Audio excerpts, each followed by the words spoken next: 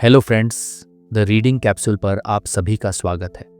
क्या आपको लगता है कि सच्चा प्यार आपको आज़ादी देता है, या आप किसी के प्यार में खुद को खो बैठते हैं?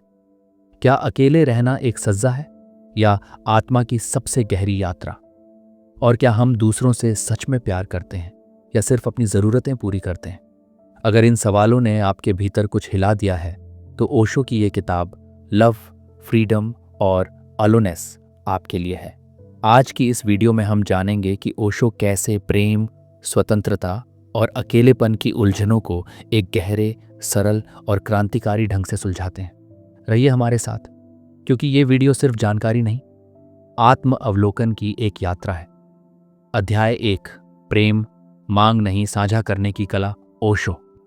इस पहले अध्याय में प्रेम की उस मूलभूत गलतफहमी को तोड़ते हैं जो समाज और संस्कृति ने सदियों से हम में भर दी है। हमारे लिए प्रेम का अर्थ होता है किसी के बिना अधूरा होना, किसी पर अधिकार होना, या किसी के बिना जी ना पाना। लेकिन ओशो इसे प्रेम नहीं, बल्कि एक मानसिक और भावनात्मक निर्भरता कहते हैं।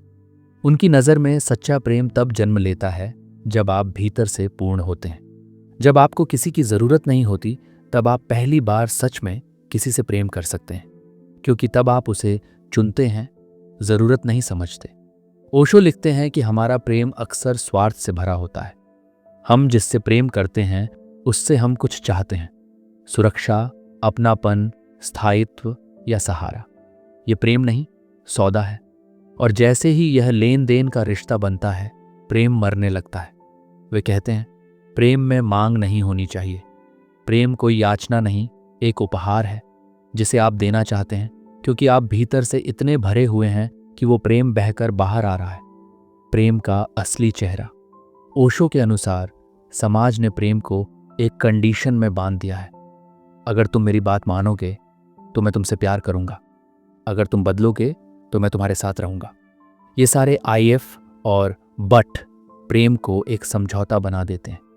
और यही कारण है कि अधिकतर प्रेम संबंधों में या तो असुरक्षा होती है, या नियंत्रण, या ईर्ष्या। पर ओशो का प्रेम इन सब से परे है। वह कहते हैं, जब आप किसी को प्रेम करते हैं, तब आप उसे उड़ने की आज़ादी भी देते हैं। आप चाहते हैं कि वह अपने ढंग से जी, न कि आपके बनाए नियमों से। प्रेम और स्वतंत्रता, क्या यह संभव है?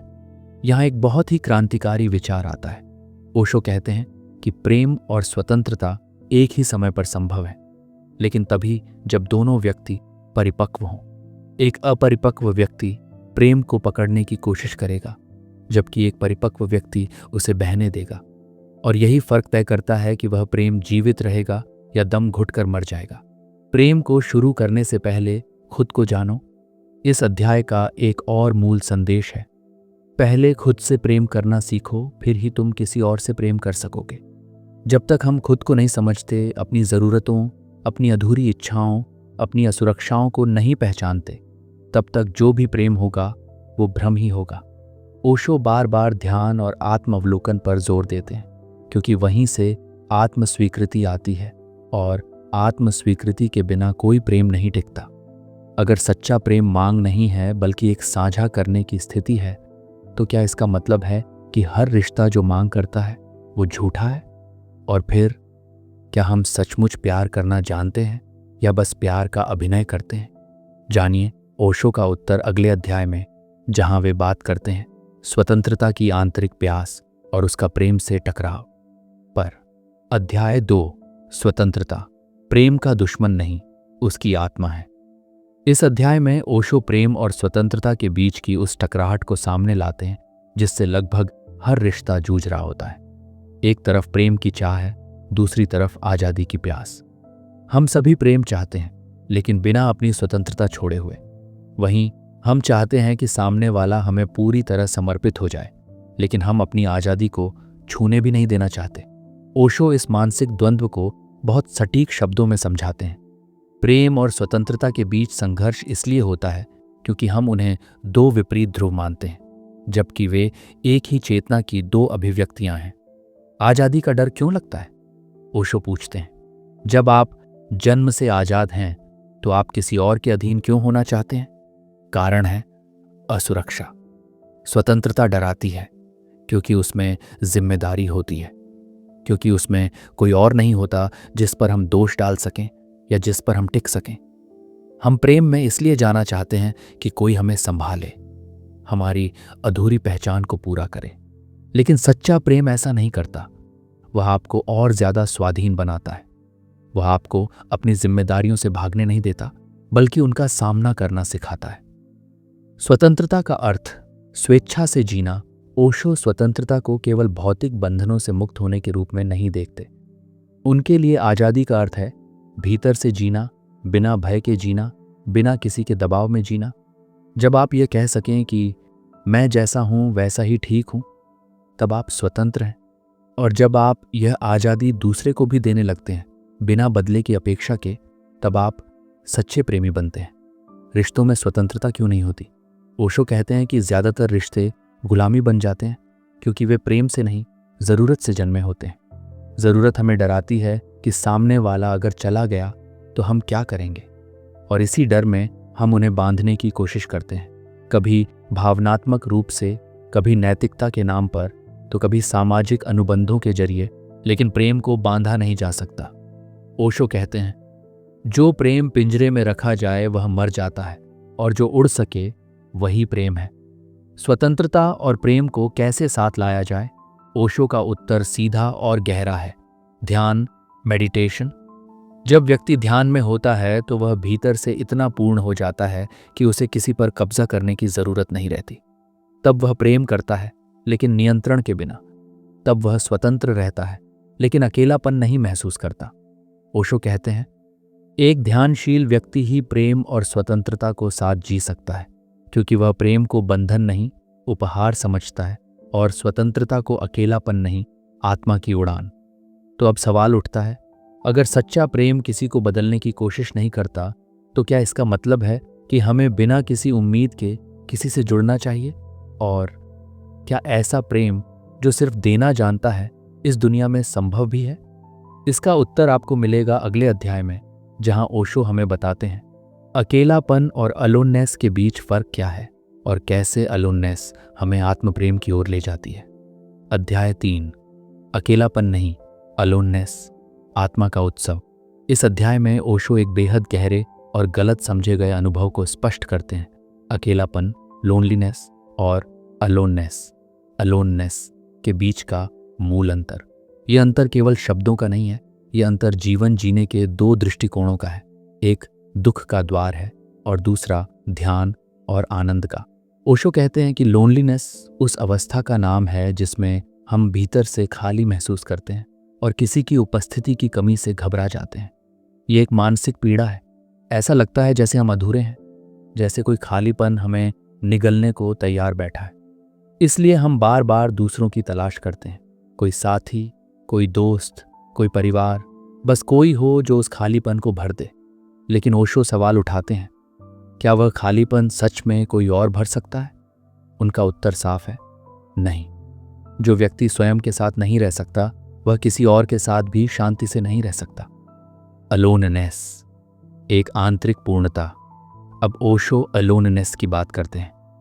वे कहते हैं, ये वह अवस्था है जिसमें व्यक्ति अकेला तो होता है, लेकिन उसे किसी की कमी नहीं खलती। वह खुद में इतना समाहित होता है कि वहां कोई अधूरापन नहीं बचता।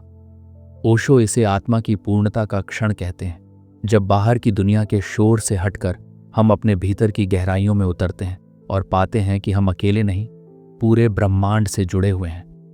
ध्यान, अकेलेपन से अलोननेस की यात्रा का पुल। ओशो बार बार जोर देते हैं कि ध्यान ही वह साधन है जो अकेलेपन की बेचैनी को अलोननेस की शांति में बदल सकता है। ध्यान कोई तकनीक नहीं, बल्कि खुद से मिलने का माध्यम है। जब आप ध्यान में बैठते हैं तो आप दूसरों से नहीं, बल्कि अपने आप से संवाद करने लगते हैं। आपके भीतर जो हलचल थी वह शांत होने लगती है, और जब वह पूर्ण मौन आता है तब आप महसूस करते हैं कि अकेलापन कभी था ही नहीं। वह तो सिर्फ एक भ्रम था जो समाज ने आपको सिखाया था। समाज क्यों डराता है अकेलेपन से? ओशो कहते हैं कि समाज नहीं चाहता कि आप अकेले रहना सीखें, क्योंकि जो व्यक्ति अकेला रहना जानता है वह स्वतंत्र हो जाता है। फिर वह किसी के नियंत्रण में नहीं आता। एक स्वतंत्र व्यक्ति न समाज के नियमों से डरता है, न धर्म की व्यवस्था से, न बाजार की मानसिकता से। इसलिए समाज अकेलेपन को सजा बनाकर पेश करता है ताकि आप हमेशा दूसरों पर निर्भर बने रहें। अलोननेस, प्रेम की जननी ओशो का एक बेहद सुंदर दृष्टिकोण ये है कि सिर्फ वही व्यक्ति सच में प्रेम कर सकता है जो अकेला रह सकता है, क्योंकि ऐसा व्यक्ति प्रेम में स्वार्थ या ज़रूरत नहीं लाता, बल्कि वह सिर्फ अपनी ऊर्जा बांटता है, जैसे एक फूल खिला हुआ हो और उसकी खुशबू स्वयं ही फैल रही हो। अगर हम अकेले रहकर पूर्ण हो सकते हैं तो क्या इसका अर्थ यह है कि किसी रिश्ते की कोई ज़रूरत नहीं? और क्या प्रेम का अर्थ ही यह है कि हमें किसी के साथ होने की कोई ज़रूरत ना हो फिर भी हम हों? इन गूढ़ सवालों का उत्तर मिलेगा अगले अध्याय में, जहां ओशो हमें बताएंगे हम प्रेम को क्यों गलत समझते हैं और कैसे वे हमारी सबसे बड़ी गलतफहमी बन गया है।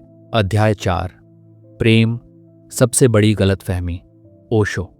इस अध्याय की शुरुआत एक चौंकाने वाले लेकिन सच्चे वाक्य से करते हैं। जो प्रेम हम जानते हैं वह प्रेम नहीं है, वह एक भ्रम है, एक गलतफहमी है, एक प्रक्षेपण है। ये बात सुनकर अधिकतर लोग चौंकते हैं, क्योंकि हम सभी जीवन में कभी ना कभी प्रेम करते हैं, माता पिता से, साथी से, दोस्तों से, यहाँ तक कि देश, धर्म और ईश्वर से।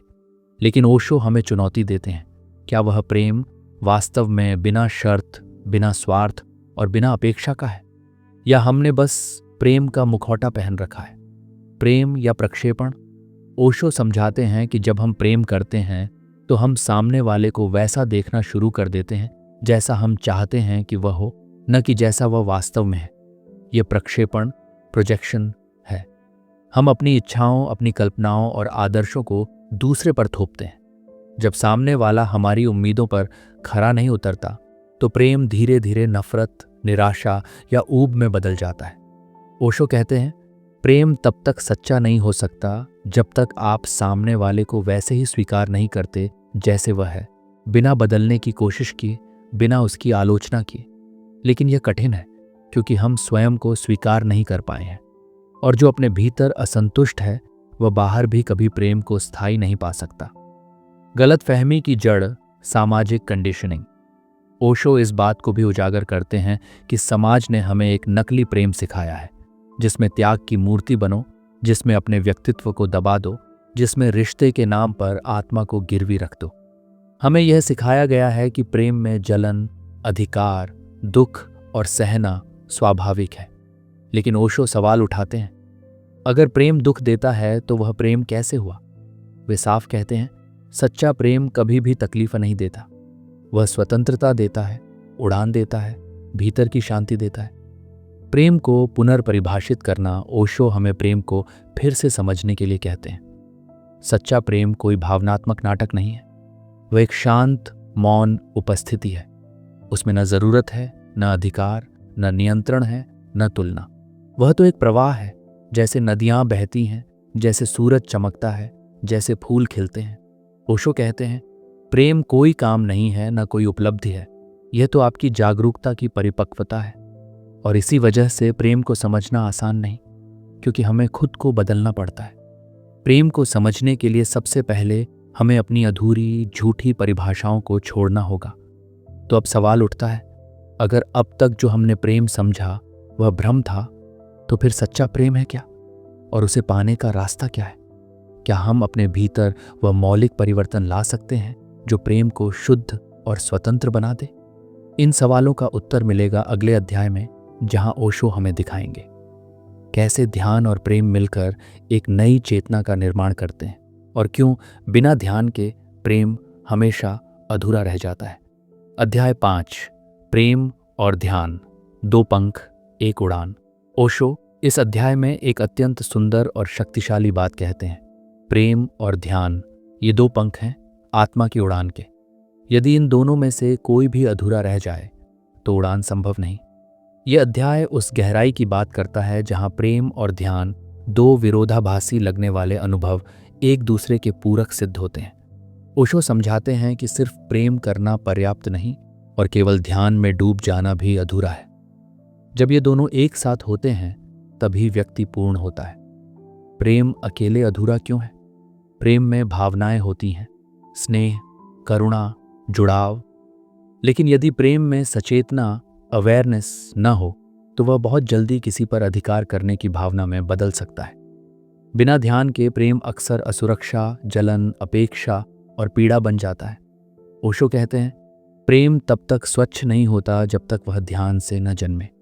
दूसरे शब्दों में कहें तो जो प्रेम ध्यान से आता है वह न तो किसी को बदलना चाहता है न किसी को पकड़ना, वह बस बहता है, जैसे कोई गीत हवा में घुल जाए और फिर भी किसी पर बोझ न बने। और केवल ध्यान, वह भी अधूरा क्यों है? ध्यान हमें शांति तो देता है, लेकिन अगर उसमें प्रेम का रस न हो तो वह रूखा और ठंडा बन सकता है।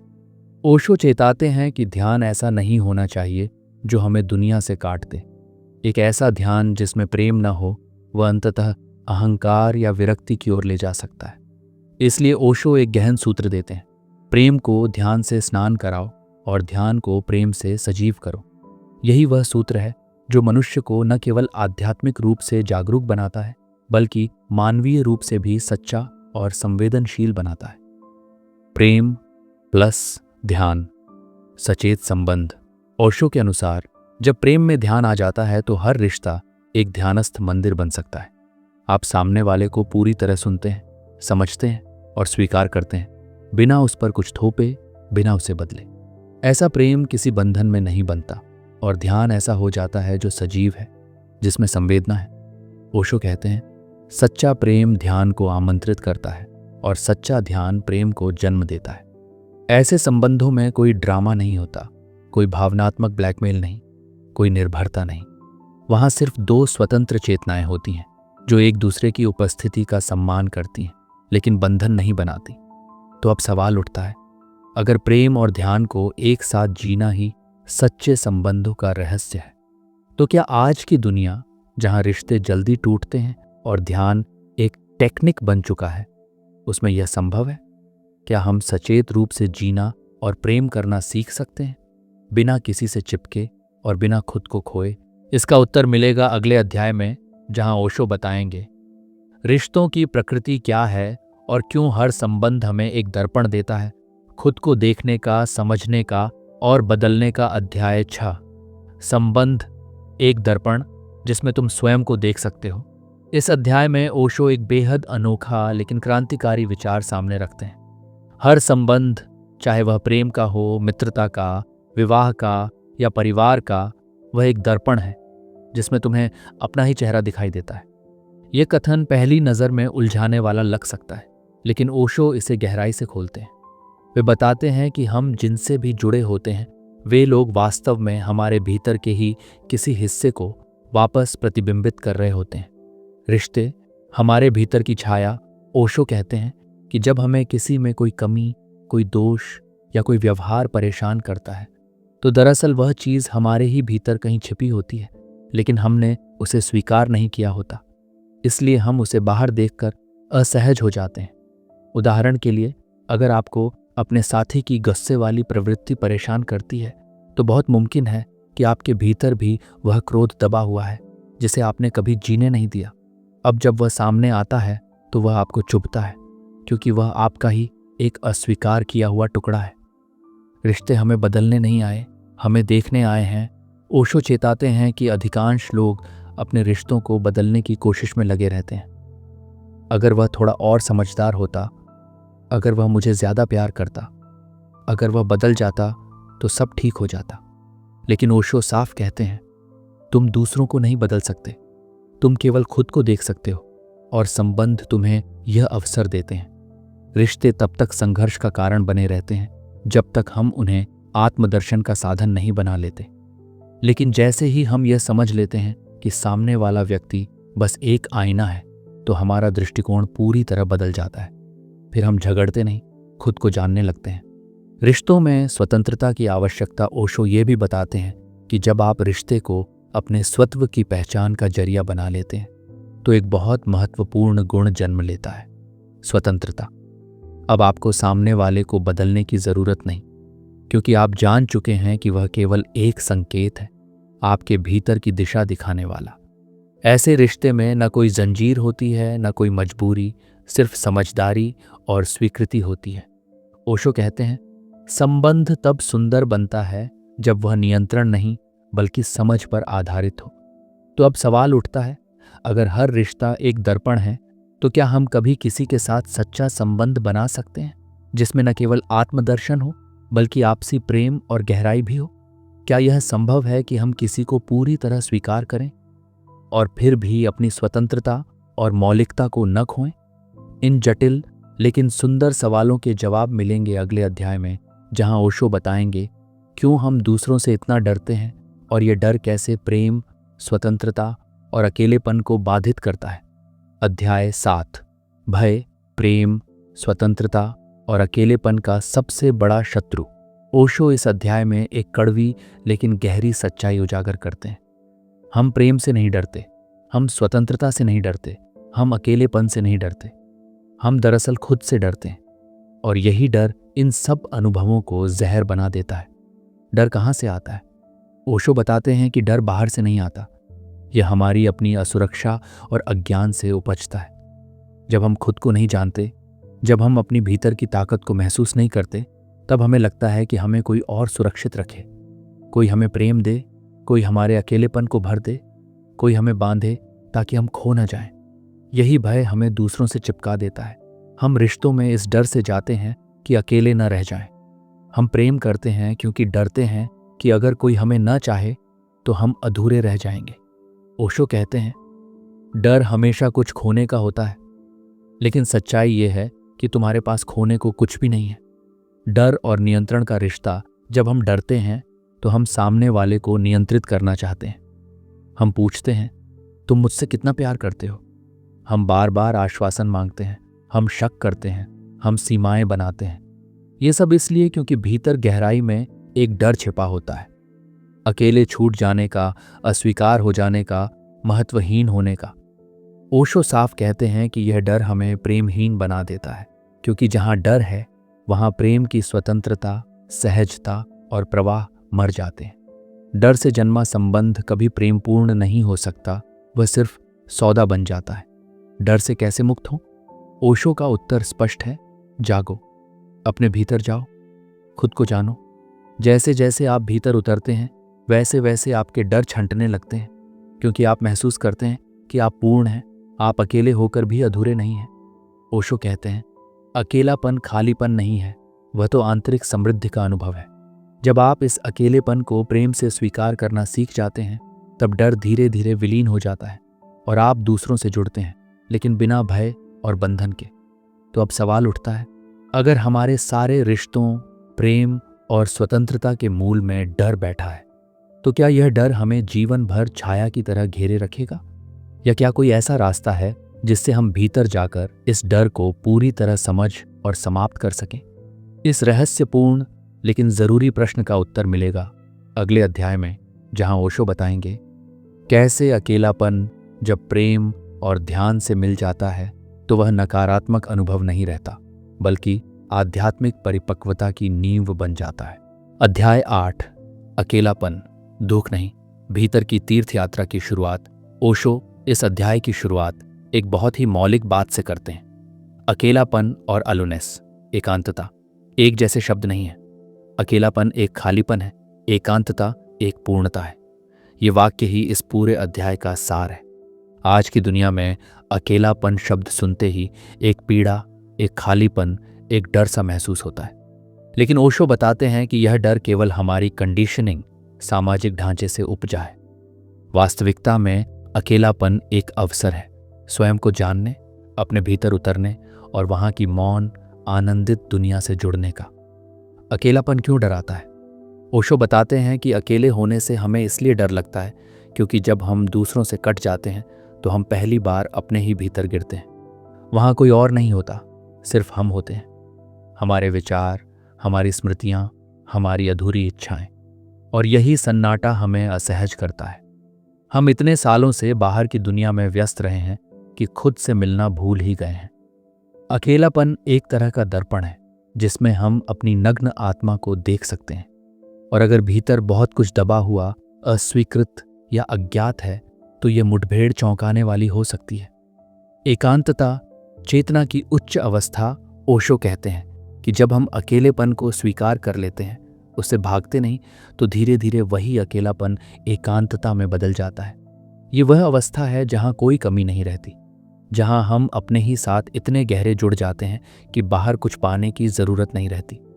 एकांतता तब घटती है जब तुम अपने भीतर एक प्रेमपूर्ण उपस्थिति बन जाते हो, एक ऐसा मित्र जो तुम्हें पूरी तरह स्वीकार करता है। एकांतता में व्यक्ति दूसरों से दूर नहीं होता, बल्कि दूसरों की ओर सहज रूप से आकर्षित होता है। लेकिन अब वह जुड़ाव जरूरत से नहीं, प्रेम से होता है, डर से नहीं, समझ से होता है। एकांत और ध्यान का मिलन। ओशो आगे समझाते हैं कि एकांतता का असली रस तभी प्रकट होता है जब वह ध्यान से मिलती है। ध्यान अकेलेपन को समझा देता है और एकांतता को चेतना। यह मिलन व्यक्ति को इतना सशक्त बना देता है कि वह अब समाज में भी अकेला रह सकता है, लेकिन असुरक्षित महसूस किए बिना। ऐसे व्यक्ति से प्रेम करना आसान होता है, क्योंकि वह किसी से कुछ मांगता नहीं, किसी को बदलना नहीं चाहता और न ही किसी पर निर्भर होता है। वह सिर्फ होता है और उसी उपस्थिति में प्रेम, स्वतंत्रता और शांति स्वतः प्रकट हो जाती है। तो दोस्तों, ओशो की यह पुस्तक हमें सिर्फ पढ़ने के लिए नहीं बल्कि जीने के लिए आमंत्रित करती है। यह हमें सिखाती है कि प्रेम कोई रिश्ता नहीं बल्कि एक अवस्था है, स्वतंत्रता कोई मांग नहीं बल्कि एक स्वभाव है, और अकेलापन कोई अभिशाप नहीं बल्कि एक अवसर है स्वयं को जानने का। हमने अब तक जाना कि हम डर में जीते हैं, रिश्तों में बंधे रहते हैं और अकेलेपन से भागते हैं, लेकिन ओशो हमें अपने भीतर लौटने की दिशा दिखाते हैं। एक ऐसी दिशा जहां न कोई जंजीर है, न कोई शर्त, न कोई दिखावा, सिर्फ मौन, गहराई और प्रेम है। अगर आपको ये बातें छू गईं तो इस यात्रा को यहीं मत रोको। अगले एपिसोड में हम जानेंगे कि क्या ये सारी बातें केवल सन्यासियों के लिए हैं, या क्या एक आम इंसान जो रिश्तों में है, परिवार में है, दुनिया में जी रहा है, वह भी इस ध्यान, प्रेम और एकांत को अपना सकता है। तो इस वीडियो को लाइक करें, चैनल सोल पेजेस को सब्सक्राइब करें और बेल आइकन दबाना ना भूलें, ताकि ओशो की इस गहरी यात्रा का हर अध्याय आप तक पहुंचे। और हाँ, कमेंट में ज़रूर बताइए आपके लिए अकेलापन का अनुभव कैसा रहा है। क्या वह डरावना था या कभी कभी सुंदर भी? मिलते हैं अगले एपिसोड में एक नए अध्याय, एक नई रोशनी के साथ। तब तक याद रखें, जो खुद को पा गया वही वास्तव में प्रेम कर सकता है।